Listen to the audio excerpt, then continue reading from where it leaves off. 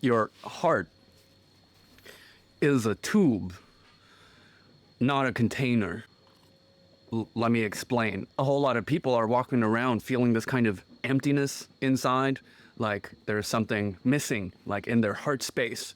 It seems empty, so we want to like fill it up with stuff, whether it's people and connections or experiences or toys, power, prestige, possessions. These things are usually what we try to fill up the heart with, because we walk around with this idea that somehow this container that is our heart, or what seems like a container, is empty, so we need to fill it up. Problem with that is when you have a certain idea, even if that idea is unconscious of what the problem is, then you will attempt to solve it from that basis. But if we really look at the systems of the body, and if we understand your body, your vessel, as an energy system, that energy is always flowing through, expressing through, then this kind of understanding of what the heart is and how it works, well, it doesn't work.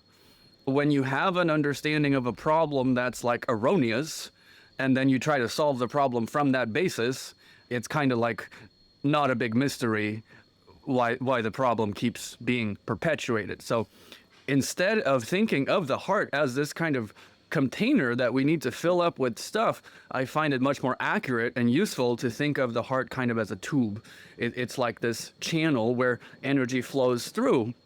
And just notice how the whole thing shifts by just looking at it that way, because now we realize when our heart feels full is when the channel is open, when the tube is clear, which allows energy to flow unimpeded. When it comes to this idea of like filling up our heart, we realize it's not so much about filling it with stuff on the outside, and you might have noticed like that hasn't worked so far, and this is why it hasn't worked.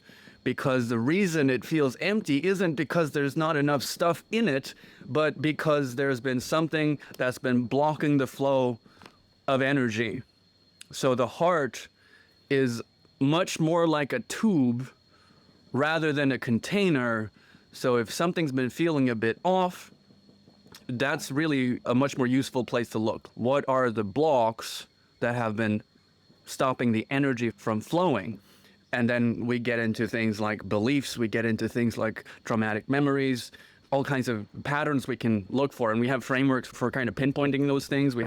I teach about the triangle of stuckness and how to check for conflicts and things like that. But something has been going on within the unconscious belief structure. There's been some condition you've been placing on existence where you've been saying, if things aren't the way I need them to be, then I'm not okay. Then my heart is closed because conditions are not the right way for my heart to be open. So two approaches then, two solutions to this is, one, you can go and try to control and reorganize everything around you so it matches your perfect conditions and criteria of what would allow your heart to open. Or you can figure out what those, and kind of a hint, it's always a fear-based thing, find out what those blocks are and then clear them and restore the flow of energy. So I hope this analogy is useful for you. It certainly has been for me. It's just a more accurate way of understanding what's going on with your emotions and why you've been feeling the way you've been feeling. And if things have been feeling a little stuck or you've been feeling that kind of emptiness, maybe this offers you a clue for why trying to fill it up with stuff hasn't worked.